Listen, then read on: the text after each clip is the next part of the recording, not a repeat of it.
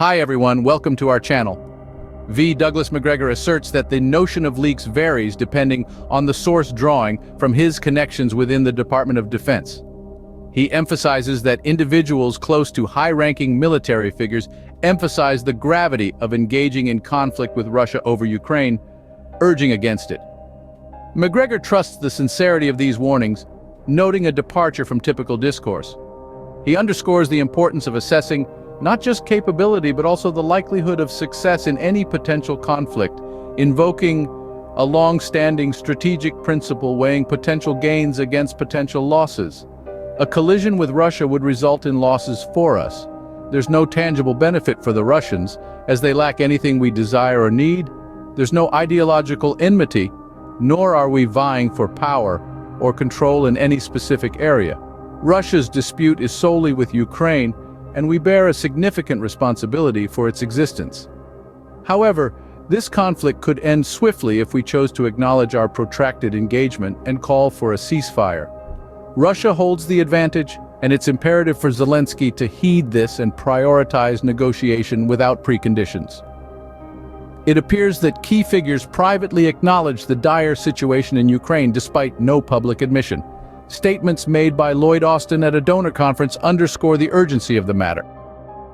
Washington's elite recognized Ukraine's weakening position with its resistance faltering and the state itself facing existential threats. The prevailing notion seems to be that swift action within a limited time frame might avert catastrophe, although evidence supporting this theory is scant. An important aspect which I hadn't considered until consulting with a colleague skilled in demographic analysis is the significant demographic shifts occurring amid the conflict. Initially, Ukraine had an estimated 37.5 million inhabitants. However, this number has dwindled considerably. Approximately 2 million Ukrainians were already working in the UK or the EU before the war. Presently, around 4 million Ukrainian citizens, predominantly Russian speakers, reside under Russian control or administration. Additionally, over 10 million Ukrainians have fled the country, constituting roughly a third of the population. Approximately 1 million Ukrainians have sought refuge in Russia, while the remainder have fled westward. It's crucial to acknowledge these losses, yet transparency regarding the extent of Ukraine's suffering remains scarce in the West. Reports have circulated regarding the staggering toll of the conflict, including over 100,000 deaths on the battlefield, with an additional 57,000 soldiers presumed dead or missing in action. The total casualty count approaches 400,000, with many individuals sustaining injuries too severe to return to active duty, effectively depleting Ukraine's fighting force. Rumors suggest even higher death tolls, reaching 257,000, encompassing both military personnel and civilians. Although these figures remain unverified as the conflict persists, Ukraine's population under President Zelensky's control dwindles to between 18 and 22 million, akin to the populace of the Netherlands. Such a small population cannot sustain prolonged warfare. Despite CIA intelligence, which has been historically unreliable regarding Russia, there's a prevailing sentiment that the Russians are gaining ground while Ukraine falters. The impending collapse of Ukrainian armed forces seems inevitable, potentially leading to the ousting of the current regime. The Russian advance is characterized by methodical, deliberate movements, albeit without the rapid blitzkrieg tactics. Instead, they employ multiple, large-scale offensives, systematically dismantling Ukrainian resistance. Negotiations seem unlikely unless approached without preconditions, as Russia has little incentive to compromise while its military superiority remains unchallenged. While it's true that the Russians may prefer not to obliterate Ukraine entirely, any negotiations must acknowledge the complex realities on the ground.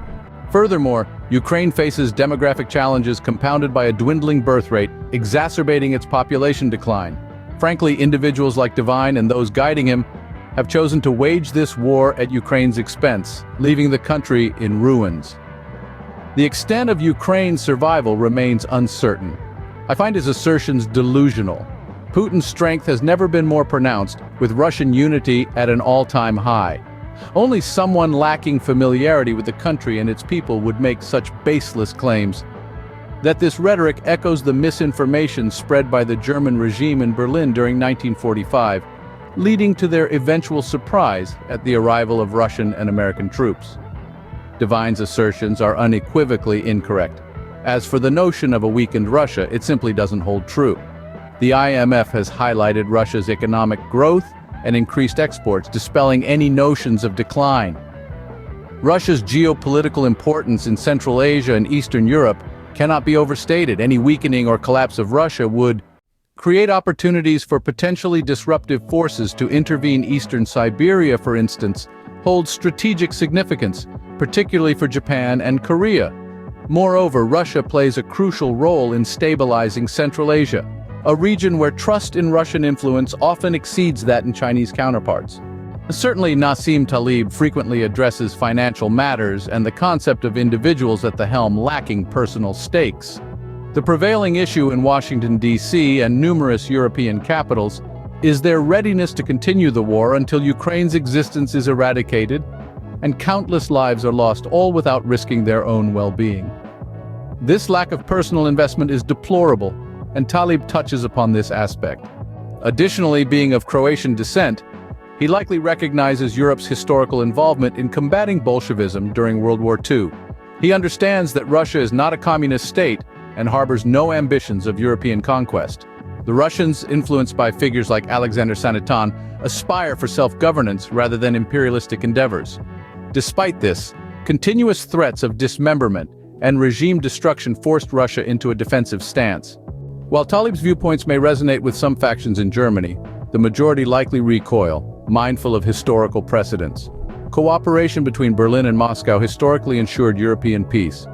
The senseless conflict between Tsarist Russia and Imperial Germany during World War I serves as a stark reminder of past tragedies. Post-World War II, German leaders vowed to prevent such occurrences, unlikely to endorse support for corrupt regimes engaged in internal repression. Consequently, the current scenario may signal the gradual erosion of NATO, albeit not immediately apparent. We currently have 100,000 troops stationed in Europe, but a significant portion of them, likely around 40 to 50,000, are actually combat-ready personnel. Soldiers, sergeants, lieutenants, and captains trained for direct engagement. The remaining troops primarily fulfill support roles, and our artillery and indirect fire support capabilities are limited. Despite the option to bolster our forces with additional Polish troops, such a move would lack adequate armament and training to effectively confront the Russian military. This strategy is simply impractical. To understand the current situation, we must trace back to its origins. Initially, Putin deployed a small force into the region with explicit instructions to avoid civilian casualties and infrastructure damage, intending to convey Russia's concerns about Western buildup in eastern Ukraine. However, after months of failed negotiations and misinterpretation of Russian intentions, Western powers erroneously concluded that Russia was weak and incapable of resistance, a grave misconception. The reality is quite different. We're witnessing a substantial expansion of Russian military power on a scale not seen since the Cold War. The formidable force of over 700,000 troops amassed around Ukraine represents a significant military capability poised to advance and eliminate any opposition. Despite their strength, the Russians exercise caution, wary of potential impulsive actions from Western leaders. In analyzing the German response to the crisis, it's evident that their leadership has become disconnected from reality over the past few decades. Successive leftist governments have gradually eroded Germany's once exemplary military capabilities. While they rightly assess Russia as a non-immediate threat, they fail to recognize the importance of maintaining a credible defense posture. Without such investment, Germany risks being disregarded in matters of international security. Certainly, there's an important aspect regarding these tanks that many fail to grasp. The promise of 31 M1 series tanks necessitates their construction from the ground up. This process is reminiscent of Cold War practices where individuals suspected of being Soviet agents were often used as bargaining chips for exchanges with the Soviets. While I can't confirm if such dynamics are at play presently, it's worth considering. The Wall Street Journal, known for its staunch anti-Russian stance and neoconservative leanings, has been notably critical, This sentiment extends to its owner, Rupert Murdoch. The recent apprehension of a journalist, albeit far from Moscow, raises questions about his motives, especially considering Russia's wartime status. In such circumstances, proximity to military installations is understandably viewed with suspicion. Consider this scenario. If the roles were reversed and we were at war, any individual found snooping around sensitive military areas would undoubtedly be detained. The Russians, too, are acting within the context of wartime security concerns. As for the journalist's affiliations, while he may not formally work for the CIA, his anti-Russian sentiments suggest he'd willingly share any findings with them. The CIA, in turn, is known for shaping domestic narratives regarding Russia, further complicating the situation. Regarding the arrival of American tanks, there's uncertainty about their deployment timeline. However, other equipment, such as Leopards and Bradleys, has already been delivered. While the focus often revolves around the number of tanks, it's the integration of various equipment, tanks, armored vehicles, missile carriers, air defense systems, that truly shapes battlefield dynamics. For instance, the deployment of Coronet missiles in Syria underscores the evolving threat landscape, emphasizing the importance of comprehensive defense strategies beyond mere tanks. Numbers in discussing defense strategies, it's important to differentiate between active and passive defense measures. Active defense encompasses various techniques, such as embedding small explosives in ceramic or metal tiles on the tank's exterior, or installing radar systems to detect incoming threats. However, there are limitations to such systems. Most active defenses are one-time used only, meaning they lose effectiveness after being triggered once. Additionally, there's currently a gap in defense against top attacks where missiles strike the tank's turret from above, exploiting its thinner armor. The Israelis are exploring innovative solutions to counter this threat in future armored vehicles. Indeed, both the US and German militaries are investing in advanced defense technologies to address emerging threats. While details about these technologies remain confidential, they are undoubtedly crucial in adapting to evolving battlefield dynamics. The emergence of new threats is reshaping the nature of warfare, challenging traditional reliance on armored superiority. Much like the paradigm shift witnessed in World War I with the introduction of machine guns and trench warfare, we are confronting a similar dilemma.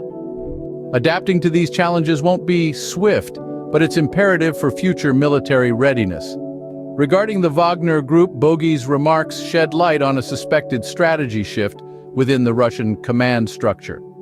It appears that a deliberate decision was made to escalate conflict in certain areas, turning them into brutal battlegrounds. This tactic aimed to lure Ukrainian forces into concentrated areas where they could be systematically decimated, a strategy that has been apparent for some time. Yes, absolutely strategically, this situation is playing out brilliantly for the Russians. It's practically a dream scenario for them. Now, some might wonder why they haven't simply cut off certain areas and ended the conflict. The reality is, in the current battlefield landscape conducive to entrenched warfare akin to World War I, a direct approach like that would play right into the hands of the enemy. This approach seems to align with Surtout Ian's strategic direction as mentioned by Bosan. Presently, despite reports indicating that much of the urban area backwood is devoid of Ukrainian presence, there are still talks of significant Ukrainian forces attempting breakthroughs in or around the region. While an immediate resolution seems unlikely, there's ongoing discussion on this front, potentially prolonging the conflict and resulting in more casualties. As for Jack, while he might be entertaining, his perspective seems to be clouded by what I'd call a severe disconnect from reality. Have you ever considered the role of geography and infrastructure in the Ukrainian conflict, particularly the bridges over the Dnieper River? It's an often overlooked aspect, but one that offers a unique lens through which to view the unfolding events. The attack on bridges over the Dnieper River in Zaporizhia and further north has been a significant part of the conflict. Despite calls to destroy these bridges to impede Ukrainian movements, the Russians have seemingly opted not to, suggesting a strategic intention to utilize them. Ukrainian commanders have voiced their desperation and describing the situation as a meat grinder where soldiers are being needlessly sacrificed. The grim reality is that until the weather conditions improve and the mud dissipates, significant military movements are improbable. The conditions are challenging and akin to slogging through thick, sticky mud, reminiscent of experiences in southern Texas, albeit on a much grander scale. When you have soil that deep, typically around 10 to 15 meters in most areas, it's rich black earth, incredibly fertile. It's the kind of soil that can nurture almost anything you plant in it. As we delve into this topic, it becomes increasingly complex. There's substantial evidence supporting the notion of a coup. Although specifics might not have been outlined, the National Endowment for Democracy, or NED, plays a significant role in these situations, effectively operating as a headquarters for orchestrating color revolutions to install governments aligned with U.S. interests. This has been evident in various regions, including Kazakhstan, where Russian intervention helped stabilize the government. Now there's a new layer of complexity with the neighboring states in Central and Eastern Europe, many of whom have historical grievances and territorial ambitions. Poland, for instance, seeks to regain lost territory from historical periods, echoing sentiments from the aftermath of World War I. Similarly, Hungary, having lost significant territory post-World War II, harbors aspirations for territorial adjustments. These historical contexts shape the current geopolitical landscape, underscoring the importance of understanding the deep-rooted complexities in these regions. Exploring further, one can observe similar sentiments in Iran, where the Persian language historically dominated regions along the Silk Road stretching from the Chinese border to the boundaries with Russia and Ukraine. This historical, linguistic, and cultural dominance illustrates the enduring legacies that influence contemporary geopolitics. To summarize the overlooked aspects of the Ukrainian conflict, such as the strategic importance of the Dnieper River bridges, the challenging terrain, and the role of foreign entities like the NED, add layers of complexity to the situation. The historical contexts and territorial ambitions of neighboring states also play a crucial role, as do enduring cultural influences. These elements together provide a nuanced understanding of the conflict beyond the typical headlines and narratives. Have you ever pondered the question, what happens when powers from afar decide to intervene in the affairs of another nation? Today, we explore this question, tracing the roots of interventionism from World War I to the events of 2001. In the aftermath of World War I, the map of Europe was redrawn. New countries were born, old empires crumbled, and power dynamics shifted. Yet, this process of redrawing borders, often driven by foreign powers, created artificial divisions. One such example is Yugoslavia. Deep-seated religious and ethnic divides made it difficult for Roman Catholics and Muslims to live under Orthodox Christian Serbs. The forced union was a flawed idea, a byproduct of interventionism. The tensions in Yugoslavia were not limited to religious differences. Kosovo, a region that had been part of Serbia for centuries, became a focal point of conflict during the Balkan Wars. Various ethnic groups, including Greeks, Bulgarians, Romanians, and Serbians, all harbored discomfort with the significant Muslim population and the legacy of Turkish influence. Fast forward to 2001, the world's fear of Islamist terrorism grew, and Kosovo was seen as a hotbed for such activities. The region became a hub for various illicit activities, including arms trafficking. Behind these interventions were figures like Albright, Gore, Berger, and Talbot, proponents of a moralizing globalism ideology. The 78-day bombing campaign by NATO only exacerbated tensions, especially among Orthodox Christians who viewed Western support for Islamist elements as a betrayal. The intervention in this volatile region showed that taking sides invariably breeds enmity.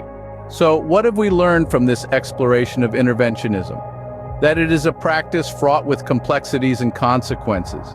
The aftermath of these actions continues to unfold, revealing the tragic consequences of interventionism. From World War I to the events of 2001, interventionism has created artificial divisions, exacerbated existing tensions, and often leads to unforeseen and tragic outcomes. In conclusion, it is crucial to remember that interventionism is not just a political tactic. It is a practice that can shape the course of history and the lives of millions. It is a stark reminder that every action has a reaction, and the consequences of interventionism can reverberate for generations.